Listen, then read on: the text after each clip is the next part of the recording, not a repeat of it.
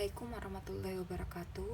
Pada kesempatan kali ini kita akan lanjut membahas materi fisika kelas 12, yaitu tentang fisika inti. Yang pertama akan kita bahas adalah teori atom. Nah, atom itu pertama kali ditemukan oleh orang Yunani, ibu lupa namanya siapa. Bisa kalian cari di Google atau di buku-buku lainnya. Nah, menurut dia itu bahwa yang namanya atom itu hanya sekedar tidak ada eksperimen yang membuktikan bahwa atom itu ada, seperti itu. Jadi itu hanya sekedar filsafat saja itu pada awalnya. Nah, atom itu berasal dari bahasa Yunani, yaitu dari kata a yang artinya tidak dan tomos yang artinya terbagi. Nah, sesuai dengan asal katanya ini, maka didefinisikan bahwa atom adalah suatu partikel yang tidak dapat dibagi lagi atau partikel yang paling kecil. Nah, semakin lama semakin berkembang, maka ada beberapa ilmuwan yang lanjut meneliti tentang atom ini. Yang pertama itu adalah John Dalton. Nah, Dalton ini membuktikan setelah dia melakukan eksperimen, membuktikan bahwa benar. Nah, kalau atom itu adalah partikel terkecil dan tidak dapat dibagi-bagi lagi. Di eksperimennya dia menemukan hasilnya bahwa atom itu dia ibaratkan sebuah bola pejal. Jadi padat seperti itu ya, di dalam tidak ada rongga, pokoknya seperti bola pejal dan tidak bisa dibagi-bagi, memang cuman satu seperti itu saja. Nah, kemudian dia katakan juga atom itu tidak dapat berubah. Misalnya nih, ada atom aluminium itu tidak dapat berubah menjadi atom tembaga atau atom emas gitu, tidak. Kalau tetap atom aluminium ya tetap atom aluminium saja dalam keadaan apapun. Tapi kemudian hasil dari eksperimennya, Dalton mengatakan bahwa atom itu dapat berubah ketika digabungkan. Nah, misalnya nih, ada contohnya di sini ada atom air. Nah, bahwa air itu kan terbentuk dari dua, yaitu atom hidrogen dan atom oksigen. Jadi kalau misalnya digabungkan barulah dia bisa berubah. Contohnya hidrogen ditambah dengan oksigen itu akan menjadi air. Nah, kalau di kimia itu ada juga reaksi kimia itu kan biasanya ada dua molekul kimia, yang digabungkan seperti itu ya, ini sama saja, contohnya oksigen sama hidrogen ini kan jadinya air. Biasa kalian temukan itu juga di kimia. Model atom kedua dari J.J. Thomson. Nah, berdasarkan percobaannya, eksperimen yang menggunakan sinar katoda, si Thomson ini menemukan beberapa hal, bahwa dia sependapat dengan John Dalton itu atom diibaratkan seperti bola pejal.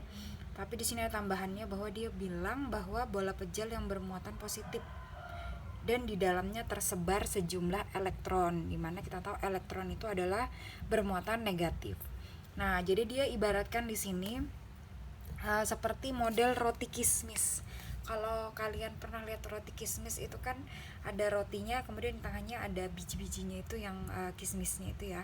Kalau misalnya lebih gampangnya kita ibaratkan lagi dengan semangka. Dan misalnya di sini ada sebuah semangka, kemudian dalamnya ini ada bijinya kan, yang hitam-hitam itu. Nah, ada daging dan ada biji. Nah, jadi semangka, yang daging semangka itu kata si Thomson itu positif, bermuatan positif. Kemudian di dalamnya bijinya itu dikatakan bermuatan negatif. Jadi diibaratkan seperti itu maksudnya si Thomson ini, supaya lebih mudah untuk kalian pahami seperti itu. Jadi dia bilang atom itu seperti bola pejal, tapi di dalamnya bola pejal bermuatan positif, tapi di dalamnya ada elektronnya, ada yang bermuatan negatif. Nah, jadi di sini secara keseluruhan kata Thomson, atom itu bersifat netral karena muatan positif dan negatifnya itu sama banyak, atau muatan positifnya itu dinetralkan oleh muatan negatifnya. Itu menurut Thomson. Nanti juga akan ditentukan di sini perbandingan muatan elektron dengan massa elektron itu sendiri. Model atom yang ketiga yaitu dari Ernest Rutherford. Nah, Ernest Rutherford ini melakukan suatu percobaan dengan menembaki sinar alfa kepada lempengan tipis yang dari logam emas ini lempengan emas tipis, kemudian ditembaki dengan sinar alfa yang bermuatan positif. Nah, ternyata setelah percobaan dia menemukan bahwa sebagian besar sinar alfa yang tembakan kelempengan emas yang tipis ini tadi itu sebagian besarnya diteruskan, kemudian ada sebagian kecil yang dibelokkan, dan ada juga yang dipantulkan kembali. Setelah melakukan percobaan, menurut Rutherford, atom terdiri dari inti atom yang dikelilingi elektron. Contoh model atomnya seperti ini, gambaran sederhananya. Jadi ini intinya, kemudian ini kulitnya. Nah, model atom ini yang digunakan sampai saat ini, di mana di dalam atom itu ada inti atom yang bermuatan positif dan dikelilingi oleh elektron. Nah, tetapi elektron ini terhadap intinya itu sangat jauh, jadi sangat jauh. Kemudian makanya ketika ditembaki sinar alfa tadi, kebanyakan dia akan menembus dan diteruskan, hanya sedikit saja yang dibelokkan dan dipantulkan kembali. Nah, ketika telah menumbuk inti, sinar gamma yang tadi ketika telah menumbuk inti, maka akan dibalikan lagi. Kan yang ditembakkan tadi kan sinar alfa positif ya, kalau ditembakkan ke positif kan dia akan tolak menolak. Nah, seperti itu juga ini, makanya ada yang dipantulkan kembali karena tolak menolak tadi. Nah, model atom ini digunakan sampai saat ini dan terdiri dari inti atom dan kulit atom, bahwa inti atom tadi dari proton dan neutron. Nah, di mana proton ini bermuatan positif, neutron bermuatan negatif, dan di kulitnya ini terdiri dari elektron-elektron. Nah, elektron ini bermuatan negatif. Yang ini Ibu tambahkan catatan saja supaya kalian nggak lupa. Nah, tapi dalam model atomnya Ernest Rutherford ini itu memiliki kelemahan. Jadi kalau menurut teori gelombang elektromagnetik, bahwa setiap partikel yang bergerak itu akan memancarkan energi. Nah, jika terus-terusan dipancarkan terus energi, maka dia akan habis. Nah, kalau sudah habis, elektron tadi yang di kulit ini akan kembali terserap ke inti. Nah, kalau sudah seperti itu, balik lagi ke model atom si J.J. Thomson, bahwa di dalam seperti semangka dan bijinya tadi. Jadi satu misalnya semangka di sini, terus bijinya di dalam dagingnya, seperti itu. Jadi balik lagi ke model yang J.J. Thomson tidak berkembang. Nah, itu kelemahannya. Jadi model ini tuh mirip seperti planet yang mengelilingi matahari. Jadi untuk mengatasi kelemahan ini, maka ada lagi ilmuwan yang melakukan melakukan eksperimen tentang teori atom ini. Kita lanjut ke model atom berikutnya, yaitu Niels Bohr. Nah, kata Niels Bohr di sini, setelah dia melakukan percobaan, model atomnya dia tetap menggunakan model atomnya Rutherford, tapi kata si Bohr di sini dia memperbaiki kelemahan yang ada pada model atom Rutherford, yang mengatakan bahwa lama kelamaan si elektron ini karena dia bergerak kemudian memancarkan energi, memancarkan gelombang elektromagnetik, lama-lama energinya akan habis dan kembali lagi ke inti atom dan kembali ke model atom J.J. Thomson tadi. Tapi kata Niels Bohr di sini, dia bilang bahwa elektron itu tetap akan berada pada lintasannya atau akan tetap berada pada kulit atom. Nah, karena teori gelombang elektromagnetik tadi yang mengatakan bahwa partikel itu bergerak kemudian akan memancarkan energi, itu tidak berlaku pada partikel yang sangat kecil atau seukuran atom ini. Nah, dia menyatakan bahwa elektron itu akan tetap berada pada lintasannya dan tidak akan berpindah. Kemudian kulit atom itu terdiri dari beberapa, jadi atom itu pokoknya banyak kulitnya, seperti itu, ada beberapa tingkatan. Kemudian selama elektronnya bergerak pada lintasannya, dia tidak akan memancarkan energi, sehingga dia akan tetap berada pada lintasannya tersebut. Itu yang dikatakan oleh Niels Bohr. Nah, model atom Bohr ini yang akan kita pelajari lebih lanjut dan digunakan sampai sekarang. Tadi sudah kita bahas perkembangan teori atom, model-model atomnya, dan sekarang kita akan membahas tentang model atom yang terakhir, yaitu model atomnya Bohr. Walaupun model atomnya sama, model atomnya tetap membawa dari model atom Ernest Rutherford, tapi sudah dibekali beberapa eksperimen yang melengkapinya. Jadi di sini elektron itu berputar mengelilingi inti atom, kata si Bohr. Nah, kita tahu bahwa setiap benda yang berputar itu maka dia akan memiliki momentum sudut. Nah, di sini momentum sudut elektron saat mengelilingi inti atom. Jadi yang berputar itu tadi kan elektron ya. Jadi yang mempunyai momentum sudut di sini adalah elektron.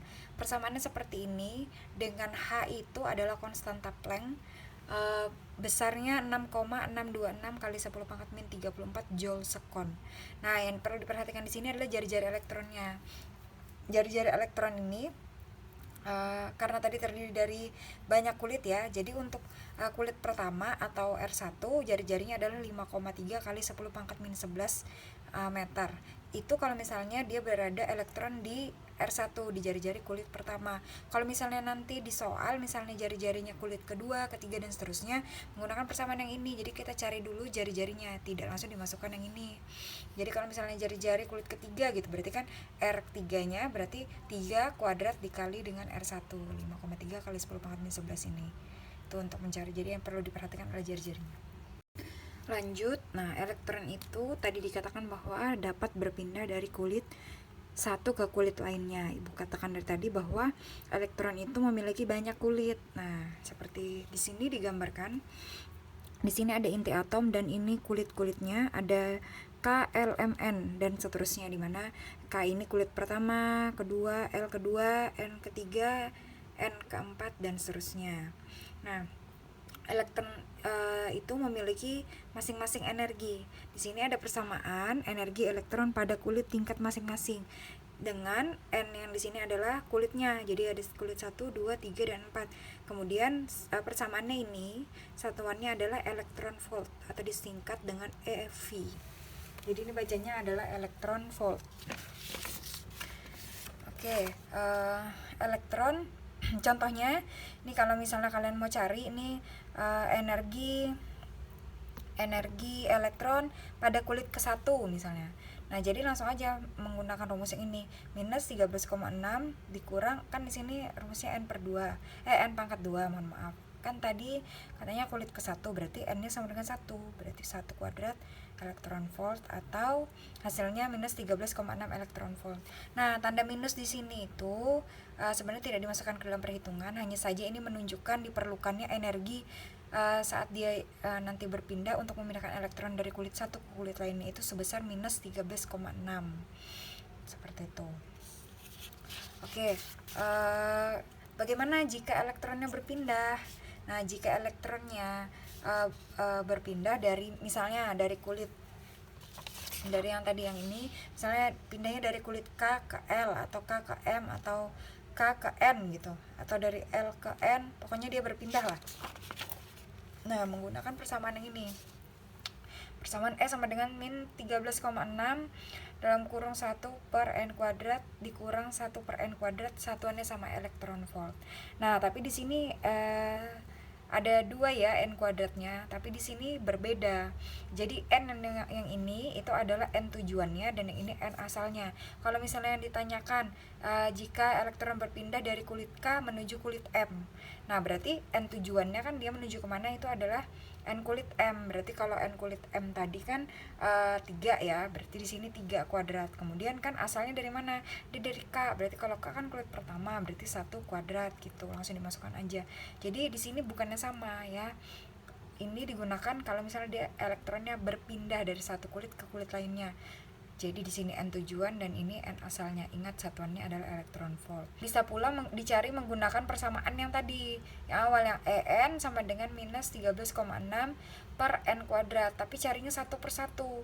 Jadi misalnya yang mau dicari itu K dari elektron dari kulit K menuju kulit M seperti itu. K itu kan 1 ya.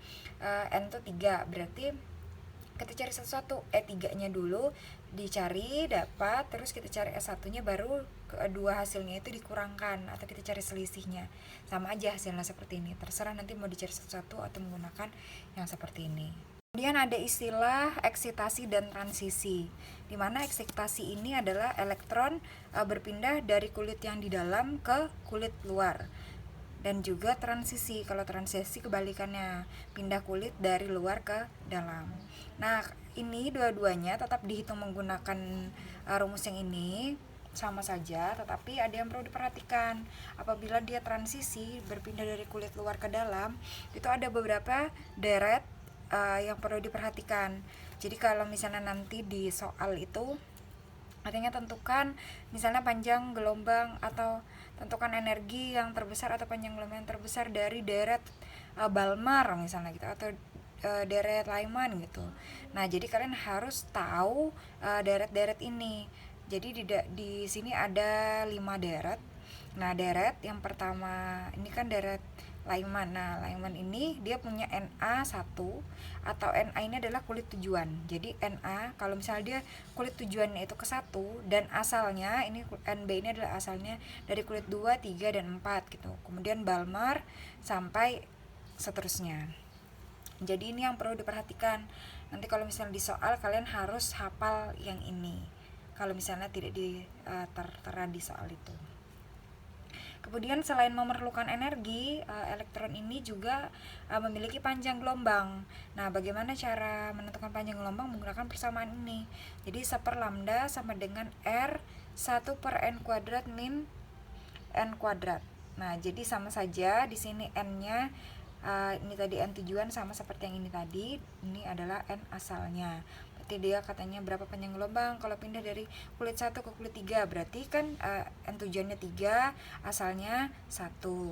Nah, keterangan di sini yang R ini adalah konstanta Rydberg. Nah, di sini sudah ada besarnya, biasa di soal juga ada dituliskan. Tapi tidak ada salahnya kalau kalian mengingat ini. Dan lambda ini satuannya adalah meter. Jadi di sini nanti ingat, ini kan 1 per lambda ya. Kalau misalnya kan biasanya ditanyakan itu lambdanya. Jadi ini karena 1 per lambda nanti dibalik, harus ada lambdanya. Harus lambda gitu, bukan 1 per lambda. Jadi harus diperhatikan di sini. Lanjut struktur inti. Di sini ada model atom Rutherford. Nah, yang dimana terdiri dari inti atom dan kulit atom. Jadi inti atom ini terdiri dari proton yang bermuatan positif dan neutron yang tidak bermuatan. Kemudian kulitnya terdiri dari elektron yang bermuatan negatif. Misalnya ada satu unsur disimbolkan dengan X, kemudian A, Z. Nah, apa itu A dan Z? Jadi A ini adalah nomor masanya, X ini adalah nama atom, kemudian Z adalah nomor atomnya. Nah, biasa kalian ketemu kayak gini di kimia, pasti sudah sering mempelajari tentang unsur-unsur. Kalau di kimia kan ada tuh yang sistem periodik unsur, pasti kalian udah kenal dengan itu. Misalnya salah satu contoh unsur atau atom biasanya lithium dengan nomor masanya 7 dan nomor atomnya 3.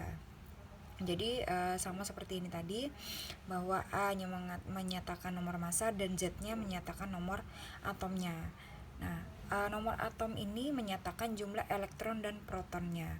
Jadi kalau misalnya bagaimana caranya untuk menentukan jumlah elektron dan protonnya, itu kita tinggal lihat Z-nya ini saja, yang di bawah ini, angka yang di bawah ini. Misalnya contohnya pada lithium, yang di bawah ini itu ya, nomor atomnya itu menyatakan elektron dan proton. Jadi kalau ditanya berapakah jumlah elektron dan proton pada lithium, udah pasti jawabannya 3, jumlah proton 3, jumlah elektron 3. Kemudian bagaimana cara menentukan jumlah neutronnya? Nah, kalau jumlah neutron itu agak sedikit berbeda. Jumlah ini sigma n ini adalah jumlah neutron sama dengan A min Z. Jadi A yang atas dikurang yang bawah. Jadi kalau misalnya pada lithium contohnya jumlah neutronnya berarti 7, nomor massa dikurang dengan nomor atomnya. 7 dikurang 3 berarti jumlah neutronnya adalah 4. Nah, contoh lain lagi, kalau misalnya pada atom C. Atom C punya nomor massa 12, nomor atomnya 4. Tentukan jumlah proton dan elektronnya. Otomatis kita lihat aja di bawah, berarti jumlah proton dan elektronnya adalah 4. Dan jumlah neutronnya tinggal dikurang, 12 dikurang 4 berarti 8. Seperti itu ya. Lanjut ke defek massa dan energi ikat inti. Nah, energi ikat inti, di dalam inti tadi ada neutron dan proton. Jadi inti terdiri dari neutron dan proton. Nah, proton itu nggak cuma satu, tapi banyak. Jadi ada proton-proton yang lainnya. Nah, karena sama-sama bermuatan positif, proton itu tadi kan sama-sama bermuatan positif, harusnya dia tolak menolak, tetapi kenapa tetap berada dalam satu ikatan inti atom? Nah, hal tersebut disebabkan karena proton itu memiliki energi ikat inti. Nah, jadi energi ikat inti adalah energi yang menjaga inti atom tetap berada dalam satu ikatan meskipun muatannya sejenis. Oke. Kemudian energi ikat inti ini berasal karena adanya defek massa. Nah, apa yang dimaksud dengan defek massa? Di sini Ibu ilustrasikan, misalnya di sini ada inti atom. Kita ilustrasikan aja, ini misalnya semangka. Ini semangka kan. Terus di dalam semangka itu kan kalau misalnya kita timbang nih satu semangka, misalnya masanya 1 kilogram.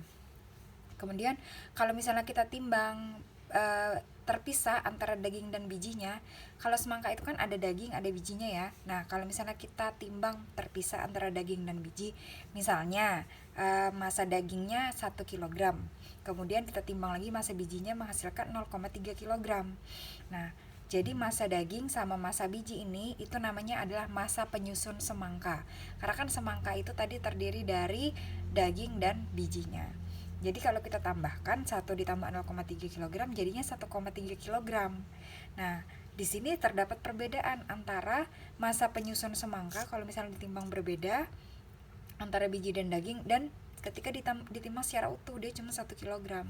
Jadi ada perbedaannya di sini sebesar 0,3 kg. Itulah yang disebut dengan defek massa. Oke, itu tadi ilustrasinya. Jadi yang semangka tadi kita ibaratkan atomnya gitu ya. Nah, inti atom tadi terdiri dari proton dan neutron, di mana proton bermuatan positif dan neutron itu tidak bermuatan. Nah, massa inti adalah massa keseluruhan atom. Kita ibaratkan tadi massa satu semangka utuh itu adalah massa inti.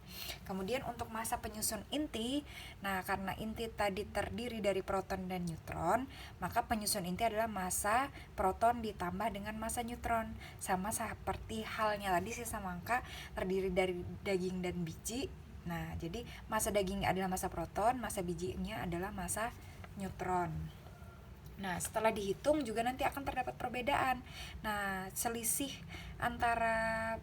atau perbedaan itu yang disebut dengan defek massa. Jadi kalau untuk mencari defek massa nanti adalah selisih antara massa penyusun inti dengan massa inti atomnya. Nah, perbedaan tersebut tadi menghasilkan energi ikat inti. Jadi karena adanya perbedaan atau selisih antara massa penyusun inti dan massa atomnya, makanya atomnya tetap berada di dalam satu ikatan seperti itu. Oke, nah defek massa itu persamaannya seperti ini. Defek massa disimbolkan dengan delta M. Nah, jadi defek massa itu adalah delta M. Persamaannya seperti ini. Bahwa dikatakan tadi kan selisih antara massa penyusun inti dan massa inti atom. Berarti massa penyusun inti kan massa proton ditambah massa neutron dikurang dengan massa inti atau massa keseluruhan atomnya, seperti itu. Nah, sekarang kita coba contoh nih. Tentukan defek massa dari atom C dengan 12 dan 4 nomor atom dan nomor massanya. Berarti berapakah defek massanya gitu ya. Kita tulis dulu, kita jawab. Kita tulis dulu yang diketahui. Diketahui di sini ada jumlah protonnya, yang ini di bawah ya. Jumlah proton, kita lihat aja yang di bawah ini berarti kan 4. Tadi kan menggunakan rumus yang ini dong, ini kan defek massa. Harus ada massa proton, harus ada massa neutron dan massa intinya. Nah, sebelum masuk rumus kita tulis diketahui, kemudian yang ditanyakan kan delta M-nya, defek massanya.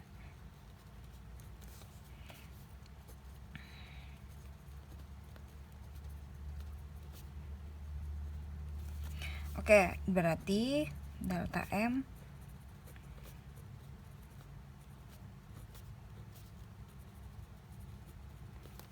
masukkan ke persamaan. Ini neutronnya dulu, kita cari dulu neutronnya. Berarti kan jumlah neutron 12 dikurang 4 sama dengan 8.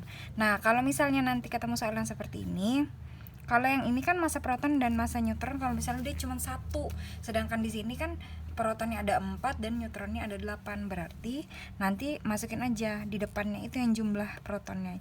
Berarti 4 dikali jumlah proton, 4 dikali massa proton ditambah jumlah neutronnya kan 8 dikali massa neutronnya. Nah, seperti itu nanti baru massa intinya. Tinggal dimasukkan saja, dikalikan dapat hasilnya. Itu cuman ibu mau mencontohkan bahwa kalau misalnya nanti di soal itu tidak serta-merta langsung dimasukkan saja massa protonnya, tapi kita harus lihat juga jumlah proton dan neutronnya ya. Oke, kita lanjut dulu ke energi ikat inti, nanti kita bahas lagi yang seperti ini ada di contoh soal. Supaya lebih paham, kita lanjut dulu ke energi ikat inti. Dikatakan tadi bahwa energi yang menyebabkan inti tetap berada dalam satu ikatan itu adalah energi ikat inti. Nah, biasa pasti kalian sudah sering tidak asing lah dengan rumusnya si Einstein, E sama dengan mc kuadrat. Nah, itu adalah energi ikat inti tapi dalam joule. Nah, kita berbicara di sini adalah dalam mega elektron volt. Kalau dalam MeV itu E sama dengan delta M defek massa dikali 931.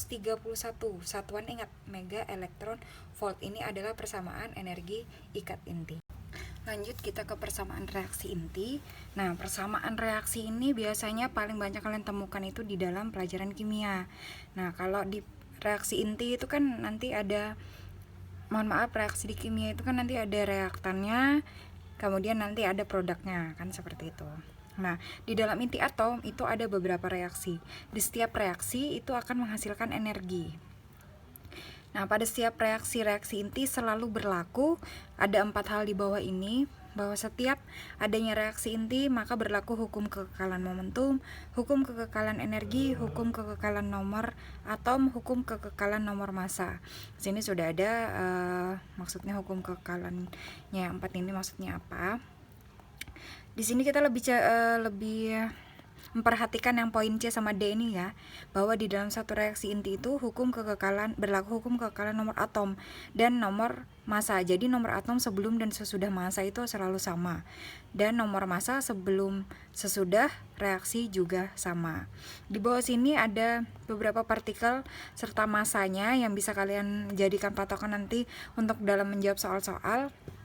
Ibu rangkumkan beberapa yang paling sering nanti ada di dalam soal. Jadi kalian bisa lihat, kalau kalian nggak hafal nanti misalnya proton itu kan kalau nomor masanya 1, nomor atomnya 1 itu partikelnya namanya apa, kan bisa dilihat di sini. Tapi alangkah lebih baiknya kalau kalian ingat atau kalian hafal seperti itu. Kita langsung ke contoh untuk lebih paham. Misalnya ada atom N dengan 14 dan 7 nomor massa dan nomor atomnya, kemudian ditembakkan dengan partikel alfa atau inti helium. Nah, alfa ini sama saja dengan helium ya. Kemudian reaksinya seperti ini. Nah, dan ditanyakan atom apa yang ada di sini dan beserta nomor massa dan nomor atomnya. Kemudian kita jawab, yang pertama yang kita lakukan adalah menentukan nomor massanya, A-nya, kemudian menentukan nomor atomnya. Yang perlu diingat lagi Ibu, balik lagi bahwa di menyelesaikan soal yang seperti ini itu harus diingat 2 poin yang ini, hukum kekekalan nomor atom dan hukum kekekalan nomor massa, bahwa sebelum dan sesudah reaksi itu pasti tetap sama. Berarti misalnya kita mau cari nomor massanya. Kita mau cari nomor massanya, A-nya berarti ya. Berarti yang di sini nomor massanya kan 14 ditambah 4, kita lihat. Langsung aja dimasukkan gini. 14 kemudian ditambah 4 menjadi atau sama dengan 17 plus A. Nah, A ini yang belum diketahui. A inilah yang kita cari nomor massa dari unsur atau atom yang belum diketahui ini tadi. Jadi kalau di kimia kan pasti sering lihat nih yang kayak gini nih, persamaan reaksi di kimia. Jadi yang di sebelah sini itu adalah reaktannya. Kemudian yang di sebelah sini setelah tanda panah ini adalah produk yang dihasilkan. Nah, jadi dalam contoh soal ini ditembakkan N, nomor atom N ditembakkan dengan partikel alfa, kemudian menghasilkan oksigen dan suatu partikel yang belum diketahui. Ya, ini yang mau kita cari. Oke, nomor massanya kita cari menggunakan ini. Pokoknya Ibu ulangi lagi. Nomor nomor atom dan nomor masanya itu sebelum dan sesudah reaksi sama. Yang ini sebelum reaksi, yang di sini ini sesudah reaksi. Berarti untuk mencari A-nya, ini dulu kita tambahkan 18, 17 ditambah A. Berarti A sama dengan 18, ini pindah jadi negatif. Berarti 1. Nah, nomor masanya udah dapat A. A-nya sama dengan 1. Sekarang untuk mencari Z-nya atau nomor atomnya. Nah, untuk nomor atomnya sebelum reaksi adalah 7 tambah 2 sama dengan 8 ditambah Z. Berarti yang ini 7 tambah 2 9, 8 tambah Z. Kemudian Z sama dengan 9 ditambah, mohon maaf salah, 9 dikurang 8. Berarti Z-nya di sini juga sama dengan 1. Nah, berarti A sama Z-nya udah 1 kan? Berarti A-nya 1, Z-nya 1. Sekarang kita cari yang nomor massa dan nomor atomnya 1 apa di sini? Berarti proton. Nah, berarti unsurnya atau atom yang dihasilkan tadi oksigen ditambah dengan proton, seperti itu. Kita lanjut ke energi pada reaksi inti. Persamaannya E sama dengan delta M dikali 931 MeV. Jadi setiap reaksi itu akan selalu memiliki, maksudnya akan selalu menghasilkan atau memerlukan energi tergantung pada delta M-nya di sini ya. Nah, contohnya ada sebuah reaksi seperti ini. Kita tahu bahwa kalau yang di sebelah sini namanya reaktan, yang di sebelah sini adalah produk. Nah, delta M yang dimaksudkan di sini itu adalah selisih antara massa reaktan dan massa produk. Jadi diingat, ini beda dari pembahasan sebelumnya di defek massa, itu kan ada delta M juga ya. Tapi kalau di defek massa itu adalah massa penyusun inti. Kalau di sini itu selisih antara massa reaktan dan massa produk. Jadi kalian harus perhatikan di sini. Yang sebelah sini adalah reaktan, di sini produk. Berarti massa reaktan dikurang dengan massa produk. Ini kalau contohnya. Itu untuk energi pada reaksi inti. Nah, lanjut ke radioaktivitas, di mana radioaktivitas ini adalah suatu aktivitas agar inti yang tidak stabil menjadi inti yang stabil. Jadi inti atom itu dia bisa stabil dan bisa juga tidak stabil. Dia dalam keadaan stabil kalau jumlah neutronnya sama dengan jumlah proton. Nah, kemudian bagaimana kalau dia dikatakan tidak stabil? Dikatakan tidak stabil jika mempunyai jumlah proton itu lebih dari 83. Nah, jadi untuk menjadikan inti yang tidak stabil ini menjadi inti yang lebih stabil, diperlukan aktivitas yang dinamakan radioaktivitas. Nah, selama melakukan radioaktivitas atau peluruhan, akan ada pemancaran sinar radioaktif. Ada 3, yaitu partikel alfa, beta, dan gamma, di mana partikel alfa ini bermuatan positif, partikel beta bermuatan negatif, dan partikel alfa itu tidak bermuatan. Nah, jadi seperti ini gambaran sederhananya. Jika 3 sinar ini ditempatkan dalam suatu medan magnet, nih Ibu gambarkan yang biru-biru adalah medan magnet, maka sinarnya ini akan berbeda. Jadi kalau alfa dan beta dia akan dibelokkan, sementara gamma hanya diteruskan karena dia tidak bermuatan. Inilah sifat dari sinar radioaktif ketika terjadi peluruhan dari suatu inti yang tidak stabil menjadi lebih stabil. Jadi saat terjadinya aktivitas radioaktif ini. Kita lanjut ke waktu paruh, disimbolkan dengan T setengah. Jadi misalnya ada suatu unsur di sini utuh ya, kemudian dia meluruh atau hilang setengahnya ini. Nah, dan tersisa setengah bagian lagi.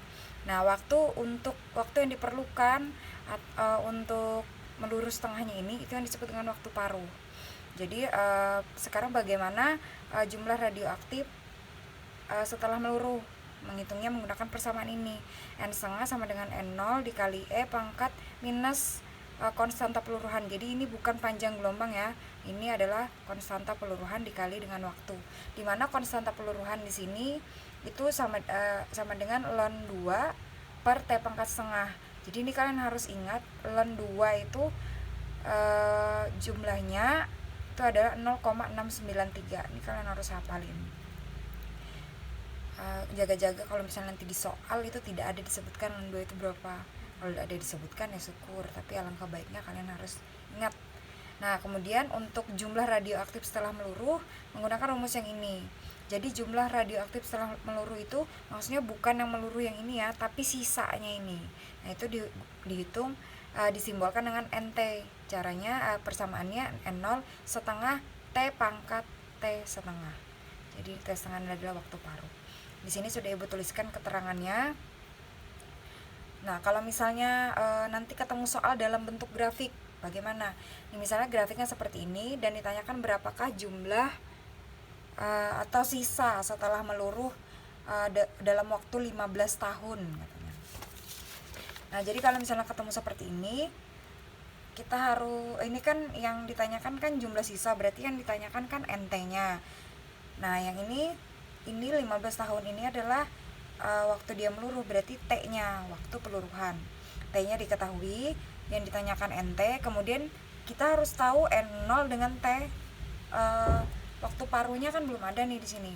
Nah, bisa diketahui melalui grafik ini. Jadi untuk mencari waktu paruhnya, ingat bahwa waktu paruh itu kan adalah waktu yang diperlukan untuk meluruh separohnya. Nah, awalnya di sini kan 40 ya utuhnya, N0-nya kan 40. Berarti separuh dari 40 berapa? Separuh dari 40 adalah 20. Berarti nah, berapa yang diperlukan waktunya di sini untuk menghilangkan 20 ini tadi setengahnya. Berarti kan kita lihat di sini 5. Nah, berarti waktu paruhnya adalah 5. Nah, begitu untuk membaca grafiknya ya. Jadi ini kita tuliskan dulu diketahuinya. Diketahuinya berarti N0-nya 40. Kemudian waktunya 15 tahun. Kemudian waktu paruhnya adalah 5 tahun. Langsung saja, ditanyakan adalah yang tersisa, berarti NT. Jadi ingat ya, ini itu adalah sisa, bukan yang jumlah yang meluruh, tapi ini sisa. Jadi nanti dilihat di soal itu baik-baik, kalau dia bilang sisa baru itu adalah NT-nya.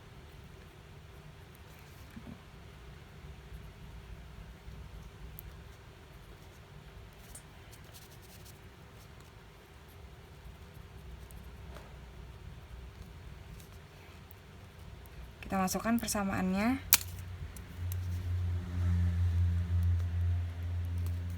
NT sama dengan N0 setengah T per T setengah.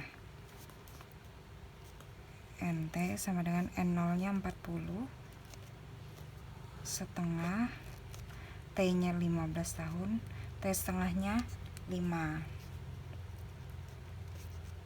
40 setengah, 15 bagi 5 3. Tinggal dihitung aja, 40 setengah pangkat 3 setengah dikali setengah berarti 1/8. Lanjut sini, 40 bagi 8 5. Berarti di sini yang tersisa atau jumlah sisanya setelah meluruh 15 tahun adalah 5. Di sini satuannya tergantung, bisa tergantung apa yang meluruh. Misalnya dia dalam kilogram, berarti kan di sini nanti jadi kilogram gitu aja. Bisa kilogram, bisa gram dan lain-lain.